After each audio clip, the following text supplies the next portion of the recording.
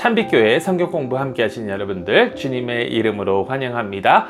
이번 주 저희가 함께 나눌 내용은 다니엘서입니다. 성경 일독 스케줄에 따라서 성경을 읽고 계시는 분들 다니엘서는 아마 이미 마치셨으리라 생각합니다. 그리고 이번 주에는 소선지서로 들어가는데 소선지서는 저희가 전에 이미 다 함께 나눴기 때문에 이번에는 다니엘서를 조금 함께 나누고자 합니다. 다니엘서는 바벨론이 처음으로 이스라엘을 공격하고 포로를 이제 데리고 갔었을 때에 다니엘과 그 세 친구들에 대한 이야기입니다. 사드락, 미샥, 아벳느고 이들이 바벨론에서 어떻게 소망을 가지고 살아갈까에 대한 이야기입니다. 그래서 1장부터 6장에서는 다니엘과 이 세 친구의 이야기가 나오고 7장부터 12장은 다니엘의 그 비전, 꿈 이런 이야기들이 나오는 것을 저희가 봅니다. 그리고 이 책이 또 특이한 것이 1장은 히브리어로 돼 있고 2장에서 7장은 아람어, 그 시대에 여러 왕국에서 사용하던 그 아람어, 그리고 8장에서 12장은 다시 히브리어로 이렇게 돌아오는 것을 보게 됩니다. 1장에서는 바벨론 궁궐에서 다니엘이 섬기게 되는, 세 친구들과 함께 섬기게 되는 그러한 내용이 나오고, 여러분 너무나도 잘 아시겠지만 바벨론 음식을 먹으라고, 이제 궁전 음식을 먹으라고 하는데 그 음식을 받아들이지 않고 오직 자신들이 순결을 지키기 위해서 물과 채소만 먹는 것을 우리가 보게 되죠. 하지만 정결을 지키고 했었을 때에 하나님께서는 그들을 축복하시고 바벨론 왕이 이들을 높이는 그 모습을 저희가 보게 되죠. 2장부터 7장은 이 아람어로 되어 있는 부분인데 2장에서는 왕의 꿈에 대한 이야기가 나옵니다. 왕이 꿈을 꿨는데 오로지 다니엘만 해석할 수 있었습니다. 큰 신상이 있고 거기에 그 신상은 금과 은, 놋, 쇠, 그리고 또 쇠와 흙이 섞여진 그런 부분들로 되어 있고, 머리는 바벨론으로부터 시작해서 네 왕국을 의미하는 것을 보게 되고요. 또 돌이 와서 이 신상을 깨는 그러한 꿈이 나타나게 됩니다. 바벨론과 그 뒤를 잇는 메도 페르시아, 그리스, 로마 제국 같은 그러한 이제 왕국들에 대한 이야기고, 하나님께서 이 왕국을 이제 깨트리실 것, 그들의 교만을 깨트리실 것이라는 것에 대한 이야기입니다.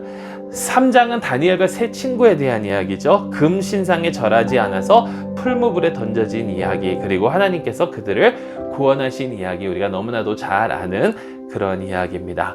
4장과 5장은 두 왕의 교만에 대한 이야기인데 4장은 느부갓네살, 그리고 5장은 그의 아들인 벨사살에 대한 이야기고, 여기에 또 둘 다 비전을 보고 꿈을 꾸게 되는데 오직 다니엘만 그 해석을 하게 되고, 결국에 그 내용은 무엇이냐면 둘 다 겸손해야 하지만, 두 왕이 다 겸손해야 하지만 둘 다 교만했고, 느부갓네살은 정신을 잃고 짐승처럼 생활하는 그러한 모습이 나오고, 그것 때문에 스스로 하나님 앞에서 겸손해지고, 또 그래서 하나님 앞에서 겸손해졌을 때에 정신이 돌아오고 왕자로 돌아가는 것. 하지만 아들 벨사살은 겸손해지지 않고 결국에는 멸망을 당하게 되는 그러한 내용들이 나오게 됩니다. 6장에서는 다니엘이 핍박을 받습니다. 다리우스 왕의 그 3장과 비슷한 내용이죠. 세 친구들이 당했던 것처럼 무상에 절하지 않아서 이번에는 사자 굴에 던져지게 되고, 하지만 하나님께서는 다니엘을 구원하시고 다니엘은 오히려 높임을 받는 그러한 이야기가 나옵니다.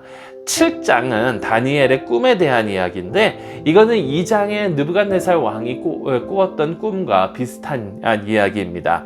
하지만 이번에는 다니엘이 이해를 하지 못합니다. 꿈에 대한 내용을. 네 짐승이 있는데 하나는 사자, 하나는 곰, 또 하나는 표범, 그리고 네 번째는 아주 무시무시한 그 짐승에 대한 이야기인데, 천사가 와서 다니엘에게 설명해 주기 전까지 다니엘이 이해하지 못하는 그런 부분들이죠. 교만한 인간의 왕국들을 이 네 짐승이 상징하게 되고, 마지막 이 무시무시한 짐승은 뿔이 있습니다. 뿔이 많은데 그 뿔은 여러 왕들을 상징합니다. 근데 그 여러 뿔 중에 한 뿔이 스스로를 높이고 스스로 이제 교만하여져서 하나님보다 스스로를 높이고 하나님의 백성을 핍박하는 그러한 장면이 나오게 되고, 결국에는 옛적부터 계신 자 가운데에서 이제 인자가 오셔서 짐승을 죽이고 그 하나님께서 인자를 높이시는 그러한 내용이 나오게 됩니다. 이 이야기는 조금 더 자세하게 잠시 후 설명해 드리도록 하겠습니다. 8장은 다니엘의 두 번째 비전입니다. 7장의 비전과 연결이 되는데, 숫양과 숫염소가 있습니다. 숫양은 메도 페르시아를 상징하고, 숫염소는 그 다음에 있는 그리스를 상징하게 되고, 염소는 많은 뿔이 있고 그 중에 7장처럼 한 뿔이 스스로를 높이고 하는 그러한 모습들이 나오게 되죠. 이것은 악한 왕을 상징합니다. 이 악한 왕이 이스라엘을 공격할 것이고 스스로 하나님보다 자기 자신을 높이게 될 것이고, 결국에는 하나님께서 이를 무너뜨리실 것이다 라는 그러한 내용입니다. 자, 이러한 내용들을 쭉 다니엘이 봤는데, 그러니까 결국에는 이 세상에 교만한 왕국들이 있고 하나님의 백성을 핍박할 것인데, 하나님께서 결국에 그들을 물리치시고 하나님의 백성을 구원하실 것이다 라는 그러한 내용인데, 이게 도대체 언제 일어날 것인가, 언제 일어날 것인가 라는 그 내용을 9장에서 저희가 접하게 됩니다. 다니엘이 기도하는 가운데 예레미야서를 이렇게 읽게 됩니다. 그리고 예레미야 25장에 70년이라는 숫자를 발견하게 됩니다. 근데 70년 후에 하나님께서 이스라엘을 다시 회복시켜 주실 것이다. 근데 다니엘에겐 이 70년이 거의 끝이 나가는데, 그러니까 하나님, 이제 70년이 다 돼가니까 이 일을 이루어 주시옵소서, 이 회복을 이루어 주시옵소서라고 다니엘이 간구하게 됩니다. 그런데 천사가 와서 이렇게 이야기합니다. 이스라엘이 아직도 죄를 짓고 있기 때문에 그 70년이 이제 7배로 늘어난다. 그래서 여기에서 우리가 많이 들어본 70일에라는 이야기가 나오게 되고요. 71에는 49일을 뜻하고 있고, 이것은 490년을 상징하고 있다라는 것입니다.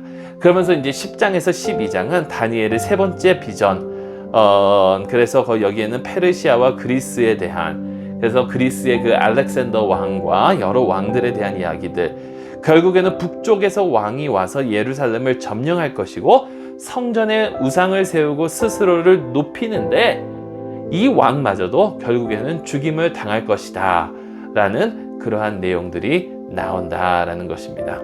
자, 여러분, 빨리 1장부터 12장을 제가 잠깐 설명을 드렸는데, 이 모든 것이 의미하는 것은 과연 무엇일까? 이 모든 것이 상징하는 것은 과연 무엇일까라는 것이죠. 여기에 이것을 사람들이 계속해서 이제 이 짐승은 무엇을 상징하고 이 우상은 무엇을 상징하고 이것을 풀이하려고 교회 역사상 많은 사람들이 노력한 것을 볼 수가 있습니다. 이 71회라는 숫자를 가지고 계속해서 몇 년도부터 이제 예루살렘 성전을 재건하라는 명이 내려지고, 그래서 7일회와 62일회가 지날 것이고 한 일회가 남을 것이고에 대한 이야기를 하면서, 이것이 결국에는 종말론을 의미한다. 그래서 이제 한 일회가 남은 것에 대해서 흔히 이제 마지막 그 7년 대환란을 상징하고 있다라는 이야기 등등 여러 가지 이야기들이 나옵니다. 그게 틀렸다라는 것이 아닙니다. 그게 맞을 수도 있습니다. 하지만 제가 볼 때에는 이것은 그것보다 더 중요한 의미를 저희에게 부여하고 있다라는 것입니다. 그것이 무엇이냐면 우리 인간이, 하나님께서 천지창조를 하실 때 인간을 창조하시고 그를 하나님의 형상대로 창조하시고 그에게 생기를 불어넣어 주셔서 그로 하여금 살아 숨쉬게 하시고 이 세상 모든 만물을 하나님과 더불어 다스리도록 만드셨다라는 겁니다. 그런데 인간이 하나님께 죄를 짓지 않습니까? 근데 그 죄의 근본적인 그 이유를 보게 되면 결국에는 교만입니다. 결국에는 하나님께서 정하신 선과 악을 받아들이고 하나님 앞에서 겸손하게 그것을 받아들이면서 살 것이 아니라 내가 스스로 무엇이 옳고 무엇이 그른 것인지 정하겠다. 결국엔 인간의 교만이거든요. 그런데 이 인간이 교만하게 행동을 한다면 결국에는 짐승들과 다를 것이 없다라는 것입니다. 짐승들과 다를 것이 없다라는 것. 그래서 여기에서 나오는 이 짐승들은 교만한 인간을 상징하고 있고 스스로를 높이고 하나님의 뜻을 대적하고 하나님의 백성을 핍박하는 이러한 나라들을 상징하고 있다라는 겁니다. 그러니까 결국에는 이것은 뭐냐면 사람들은 이 세상을 살아가면서 이러한 핍박의 나라들이 계속해서 있을 것이라는 겁니다. 교만한 자들이 계속해서 일어날 것이라는 겁니다. 그리고 하나님의 백성들을 계속해서 핍박할 것이라는 겁니다. 다른 사람들을 억압하고 자기 자신들의 이득만을 취하는 자들이 계속해서 끊이지 않고 있을 것이라는 겁니다. 그리고 여러분, 우리가 인류의 역사를 보게 되면 너무나도 그것은 명백하게 드러나고 있지 않습니까? 그런데 하나님의 백성은 그 가운데 소망을 가질 수 있는데 그것이 무엇이냐면 하나님께서 하나님의 나라를 세우실 날이 반드시 올 것이라는 겁니다.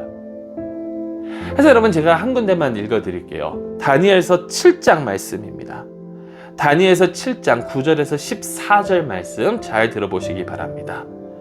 내가 보니 왕자가 놓이고 옛적부터 항상 계시니가 좌정하였는데 그의 옷은 희기가 눈 같고 그의 머리털은 깨끗한 양의 털 같고 그의 보좌는 불꽃이요 그의 바퀴는 타오르는 불이며 불이 강하게 흘러 그 앞에 나오며 그를 섬기는 자는 천천히요 그 앞에서 모셔 선 자는 만만이며 심판을 베푸는데 책들이 펴놓였더라.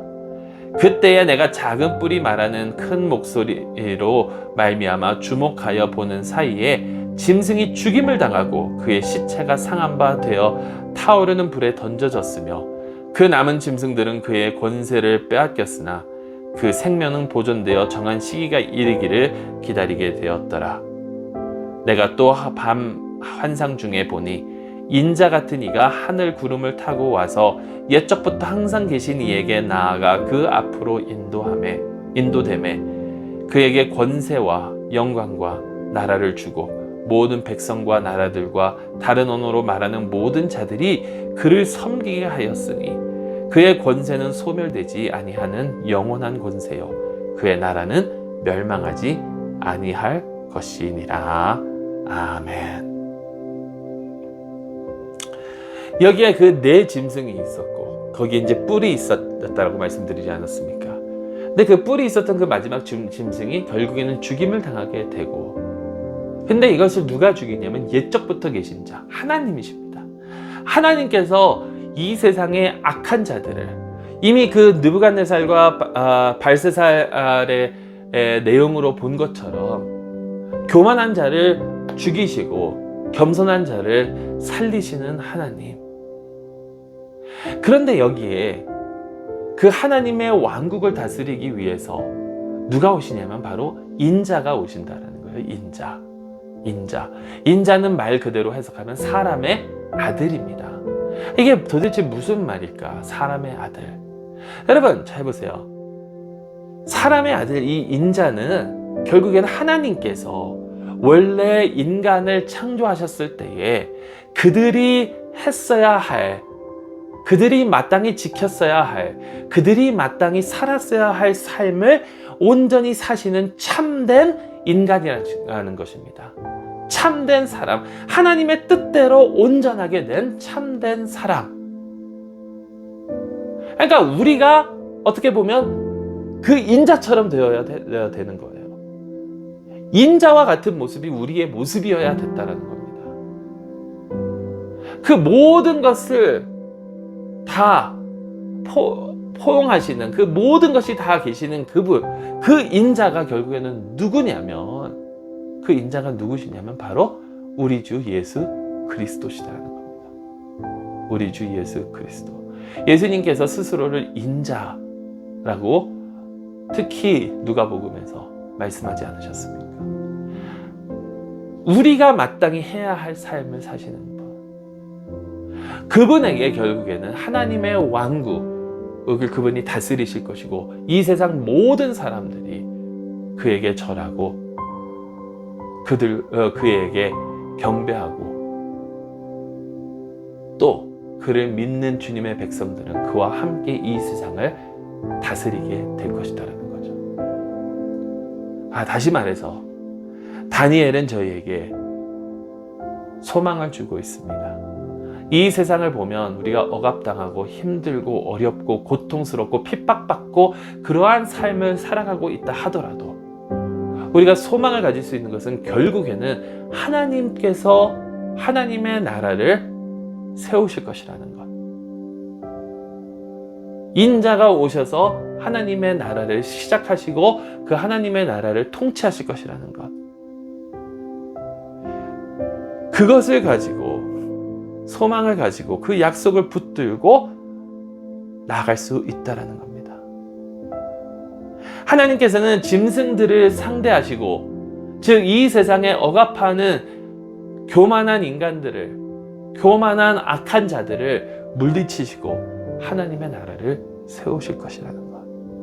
자, 그렇다면 여러분, 우리는 과연 어떻게 살아야 할까요? 우리는 과연 어떻게 살아야 할까요?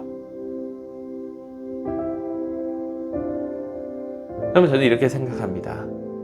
다니엘서에서 다니엘과 친구들은 이 세상과 타협하지 않았습니다.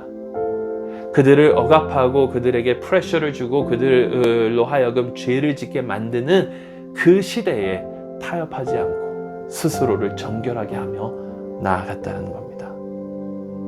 그것이 고통스러울 수도 있습니다. 풀무불에 던져질 수도 있고 사자굴에 던져질 수도 있습니다.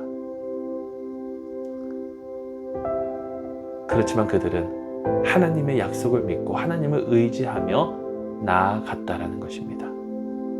여러분, 어떻게 그렇게 할 수 있습니까? 그렇게 할 수 있는 것은 하나님의 나라는 반드시 올 것이기 때문입니다. 하나님의 나라는 반드시 옵니다. 예수 그리스도께서 이 땅에 오셨고, 예수 그리스도께서 우리가 마땅히 살았어야 할 삶을 대신 사셨고, 예수 그리스도께서 십자가 위에서 우리가 마땅히 죽었어야 할 죽음을 대신 죽으셨으며, 예수 그리스도께서 부활하셔서 하늘 승천하셨기 때문에 그분은 반드시 다시 돌아오실 것입니다. 그것을 알면, 그것을 진정으로 믿는다면 이 세상 그 어떠한 핍박이 우리에게 다가온다 할지라도 그것을 견디며 소망을 가지고 나아갈 수 있을 것입니다. 이 세상은 우리를 핍박하고 억압하려고 하지만 믿음을 가지고 나아가며, 또 하나님의 나라 확장을 위해서, 억압된 자들을 풀어주기 위해서, 가난한 자들을 부유케 하기 위해서, 목마른 자들에게 물을 주고 굶주린 자들에게 음식을 주고 벌거벗은 자들에게 옷을 입혀주기 위해서 노력하는 저희가 될 수 있기를 간절히 소망합니다. 기도하시고 이제 나오는 그 묵상의 질문들 묵상하시면서 하나님의 은혜가 여러분들에게 더하여지기를 간절히 소망합니다. 기도하겠습니다.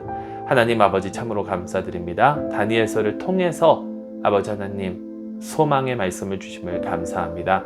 이 세상 그 어떠한 어려움과 핍박 속에서도 주님, 소망을 가지고 주님을 믿고 의지하는 저희 모두가 되게 하여 주시옵소서. 그리고 그 소망의 삶을 실천하며 살아가는 저희가 되게 하여 주시옵소서. 예수 그리스도의 이름으로 기도드리옵나이다. 아멘. 계속해서 다음의 질문들 묵상하시고 주님과 함께 늘 동행하시는 저희 모두가 될 수 있기를 간절히 소망합니다.